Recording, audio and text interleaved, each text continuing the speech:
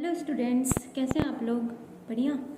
Welcome to my YouTube channel. आज हम एक बहुत इंपॉर्टेंट टॉपिक पढ़ रहे हैं, इंडक्टिव इफेक्ट। इंडक्टिव इफेक्ट बेटा ऑब्वियसली ऑर्गेनिक ही है, तो ऑर्गेनिक केमिस्ट्री में इंपॉर्टेंट टॉपिक है ये। क्यों? इसके एप्लीकेशन जैसे कि आपको एसिड दे दिया जाएगा, ठीक है, और उस एसिड में आपको क्या करना है, कंपेयर करना है। 2-3 तरह के एसिड देंगे, उसमें बताएंगे कि किसकी स्टेबिलिटी ज़्यादा है, तो आप इंडक्टिव इफेक्ट से उसे कर सकते हैं। आपको कार्बोकेटायन, कार्ब एनायन और आपको दिया जाएगा फ्री रेडिकल्स, तो इनके आप स्टेबिलिटी जो है वो इंडक्टिव इफेक्ट से निकालेंगे। तो पहले आपको पता होना चाहिए इंडक्टिव इफेक्ट क्या होता है, ठीक है, तो वो पढ़ते हैं आज। ओके, इंडक्टिव इफेक्ट बेटा एक परमानेंट इफेक्ट है। कैसा इफेक्ट है? ये कोई टेम्पररी नहीं है, ये परमानेंट इफेक्ट है, होगा ही होगा, जाएगा नहीं, गायब नहीं होगा, ठीक है, हमेशा होगा। तो ये एक परमानेंट इफेक्ट है। ये जब विच अराइजेज इन अ मॉलिक्यूल, ठीक है, वो कब अराइज होता है इन अ मॉलिक्यूल? जब when molecule contain different groups in terms of electronegativity. मतलब इंडक्टिव इफेक्ट के लिए बेटा डिफरेंट तरह के ग्रुप्स किससे अटैच होंगे। हम यहाँ पे ऑब्वियसली हाइड्रोकार्बन्स बेसिकली पढ़ रहे हैं, मतलब कार्बन हाइड्रोजन मेनली पढ़ रहे हैं, तो हम यहाँ पे कैटिनेशन की प्रॉपर्टी देखते हैं कार्बन की। तो ये देखो कार्बन कार्बन सिंगल बॉन्ड के बीच में, ठीक है, आपको इस कार्बन से अटैच होगा वो ग्रुप। तो डिफरेंट तरह के ग्रुप जो होंगे वो अटैच होंगे to the molecule, not just this molecule, but जिस मॉलिक्यूल की हम बात कर रहे हैं, सारे मॉलिक्यूल, जिस भी मॉलिक्यूल में ग्रुप्स अटैच होंगे वो ग्रुप इलेक्ट्रोनेगेटिविटी के टर्म्स में अटैच होंगे, ठीक है। इन टर्म्स ऑफ इलेक्ट्रोनेगेटिविटी हम क्या देखते हैं? Inductive effect. तो इंडक्टिव इफेक्ट की सबसे इंपॉर्टेंट क्या होना चाहिए? इलेक्ट्रोनेगेटिविटी डिफरेंस होगा यहाँ पे। ओके, तो इस डिफरेंस की वजह से होगा क्या? तो बेटा इस डिफरेंस की वजह से कार्बन कार्बन बॉन्ड जो हो जाएगा, कार्बन कार्बन के बीच वाला बॉन्ड क्या हो जाएगा? पोलर हो जाएगा। तो देखो, it is a permanent effect which arises in a molecule when the molecule contain different groups in terms of electronegativity, and because of this the bond between carbon become polar। ये क्यों कह रही हूँ बेटा? नेक्स्ट नीचे ही आपको एक example दिया है, मैंने समझाने की कोशिश की कि बेटा ये आपका क्या है? इथेन है। ये आपका क्या है बेटा? इथेन है।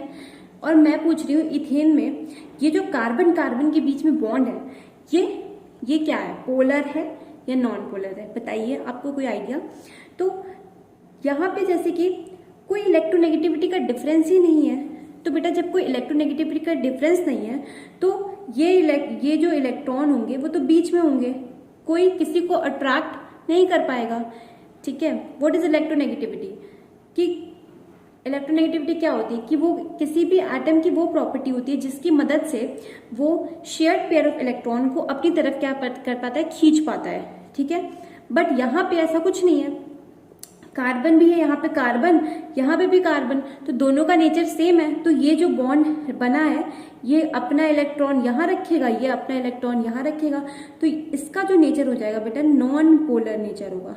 नॉन पोलर, पोलैरिटी आ ही नहीं सकती क्योंकि इसमें कोई इलेक्ट्रोनेगेटिविटी डिफरेंस नहीं है। ओके, बट यहाँ पे देखो बेटा एक ग्रुप आ गया जो कि Cl है। Cl आप जानते हो क्या है? ये हेलोजन है। ये क्या है? हेलोजन है ना, हेलोजन है ये।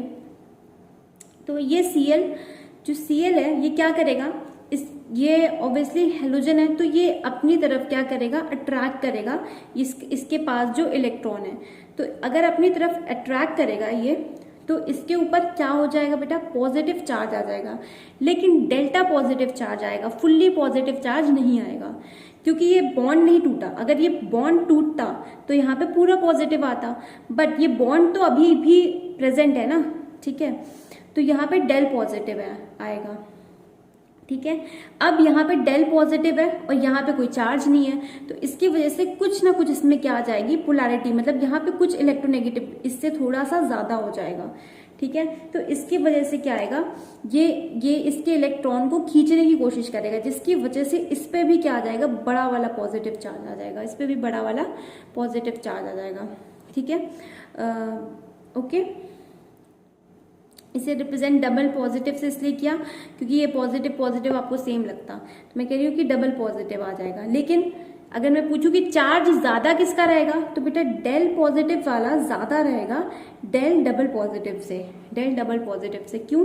क्योंकि जो Cl है, जो Cl एटम है, वो इलेक्ट्रोनेगेटिविटी उसकी क्या है बेटा, ज्यादा है, क्योंकि हेलोजेंस की इलेक्ट्रोनेगेटिविटी सबसे ज्यादा होती है। ठीक है, तो ये क्या करेंगे, ये अपनी तरफ से खींचेंगे, इसको खींचेंगे तो इस पर ज्यादा पॉजिटिव चार्ज क्रिएट कर पाएंगे। ठीक है, जिसकी वजह से इसमें क्या आ गई, इसमें इलेक्ट्रोनेगेटिविटी इससे थोड़ी सी ज्यादा आ गई, क्योंकि इसके पास क्या है, डेल पॉजिटिव है, तो ये इसके इलेक्ट्रॉन को भी अपनी तरफ खींचेगा। तो बेटा इसमें क्या डेवलप हो गई, तो इस बॉन्ड में पोलैरिटी आ गई। ये बॉन्ड क्या हो गया बेटा, पोलर हो गया। समझ में आ गया क्यों पोलर हो गया?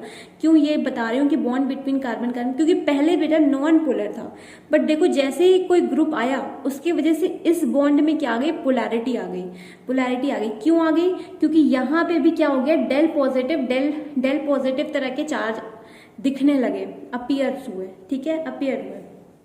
अब चलिए, आपको क्लियर है?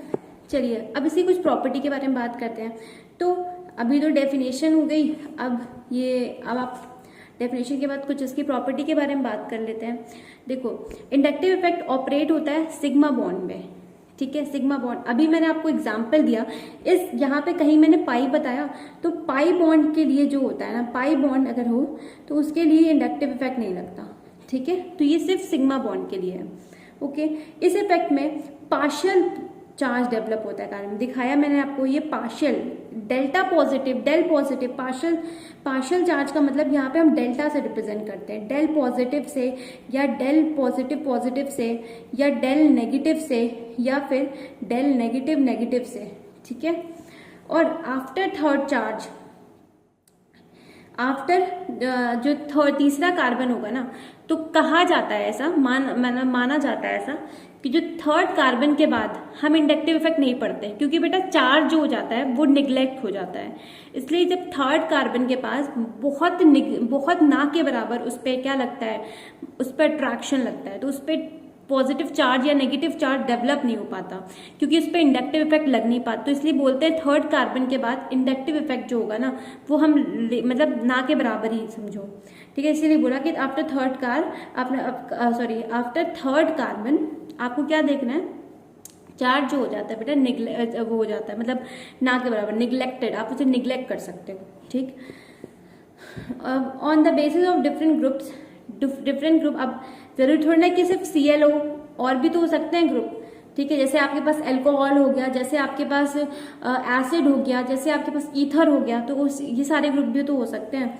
तो उस हिसाब से दो तरह के इंडक्टिव इफेक्ट होते हैं, क्या क्या, एक को बोलते हैं प्लस आई, एक को बोलते हैं माइनस आई। तो प्लस आई को हम एक और नाम देते हैं इलेक्ट्रॉन डोनेटिंग ग्रुप।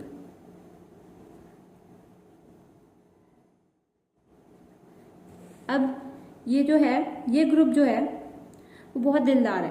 क्या करेगा कि ये जो अपने इलेक्ट्रॉन कहेगा भाई तुम रख लो अपने, मतलब मेरा इलेक्ट्रॉन भी तुम रख लो, तो ये अपने इलेक्ट्रॉन, ये बॉन्ड की तरफ ये जो मैं बना रही हूँ, ये अपना इलेक्ट्रॉन इसे दे रहा है। ठीक है, तो इस पे क्या हो जाएगा, डेल नेगेटिव। ठीक, तो इसकी वजह से कुछ इस बॉन्ड में क्या आ गई बेटा, पोलैरिटी, जैसे अभी मैंने डिस्कस किया ऊपर।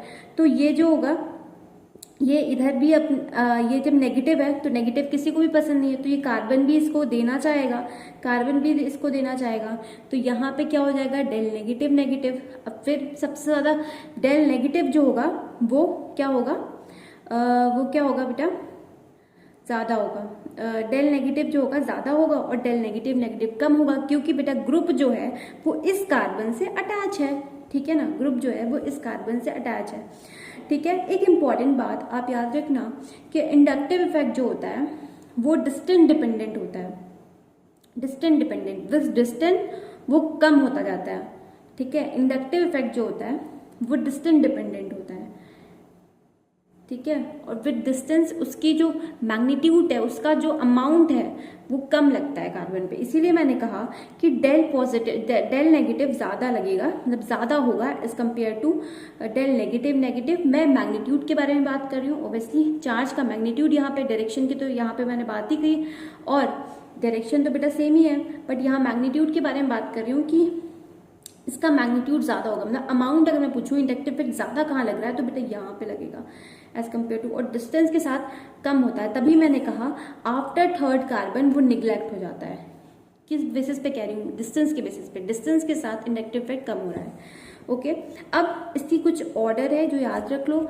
एक तो CH2 माइनस सबसे ज़्यादा होगा NH माइनस से, फिर O माइनस, फिर होगा COO माइनस, ठीक है।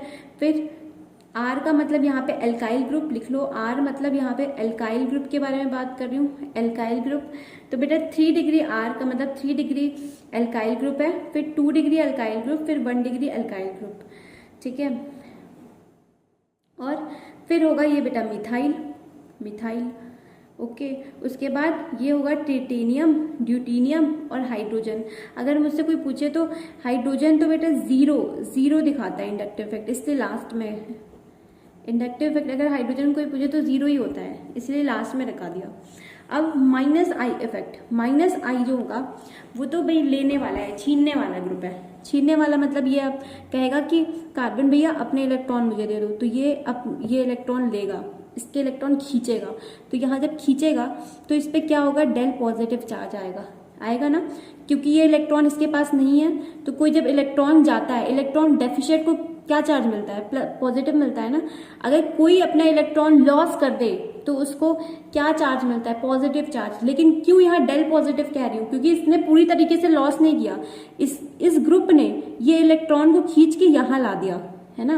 मतलब ये बॉन्ड नहीं टूटा। अगर बॉन्ड टूटता तो ये जो कार्बन के इलेक्ट्रॉन है वो इस ग्रुप के पास होते, बट इस पास नहीं है बेटा, बस इस बॉन्ड के करीब है। इस ग्रुप ने क्या किया? इस बॉन्ड में मतलब अपनी तरफ इसे खींच लिया है, लेकिन बॉन्ड टूटा नहीं है, तो पूरा इसके पास नहीं है। तो उसकी वजह से क्या हो जाएगा? Delta positive charge. वरना अगर ये बॉन्ड टूट जाता तो क्या चार्ज आप लगाते? Positive charge. क्यों लगाते? क्योंकि इसका लॉस हो गया इलेक्ट्रॉन, इस ग्रुप ने इलेक्ट्रॉन ले लेता, है ना। लेकिन ये बॉन्ड टूटा नहीं, तो यानी कि इसने अपने इलेक्ट्रॉन को खींचा है बस, है ना, बस खींचा है, तो डेल पॉजिटिव आ गया। अब इस पे डेल पॉजिटिव आएगा, क्योंकि ये इससे खींचेगा, इसके पास कमी है भाई तो दो मुझे, तो ये इससे खींचेगा, तो इसमें क्या आ जाएगी? पोलैरिटी आ जाएगी। और ये इसका ऑर्डर है बेटा NF3+। फिर और इसमें से बेटा ये रेयर है, ठीक है। यहाँ से आप देखो ये इंपॉर्टेंट है, ठीक है, ये रेयर है, कभी कभी आता है, बट ये जो होगा वो इम्पॉर्टेंट है, ठीक है। आप ये ऑर्डर यहाँ से लिख लो, NH3+, NO2, और ये तो आप जानते हो SO3H, फिर साइनाइड, उसके बाद यहाँ ये क्या है आपका? एल्डिहाइड, फिर आपका अल्कोहल है, सॉरी अल्कोहल नहीं है, पहले एसिड है, फिर क्या है आपका? हैलोजन है, उसके बाद OR है, फिर OH है, फिर एल्कीन है, फिर NH2 है, फिर बेंजीन भी, यहाँ पे बेंजीन है, ठीक है, बेंजीन है, ये बेंजीन है।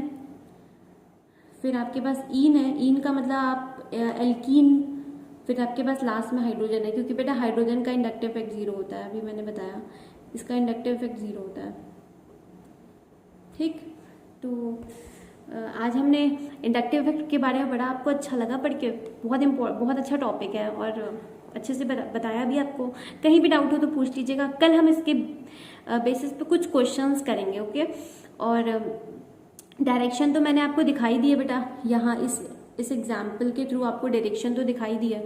तो कल मैं कुछ एग्जाम्पल के थ्रू आपको वो दिखाऊंगी कि कैसे किसी डिफरेंट मॉलिक्यूल में आपको डायरेक्शन निकालनी है, ठीक है। और कुछ क्वेश्चन भी कर लेंगे, ठीक है, ताकि इसका कुछ एप्लीकेशन बेस्ड भी तो हो जाए, ठीक है। कार्बोकेटायन पे लगता है, कार्ब एनायन पे लगता है इंडक्टिव इफेक्ट, फ्री रेडिकल पे कैसे लगता है, ठीक है। तो उसकी क्वेश्चंस कर लेंगे ताकि आपको क्लियर हो, ठीक है। कल के लेक्चर में मिलते हैं, तब तक के लिए ऐसे पढ़ते रहिए। और प्लीज़ प्लीज़ प्लीज़ अगर मेरा वीडियो आपको पसंद है तो प्लीज़ लाइक कीजिए, सब्सक्राइब कीजिए, क्योंकि ऐसे वीडियोस आते रहेंगे, ठीक है बेटा। ओके, चलिए बाय बाय।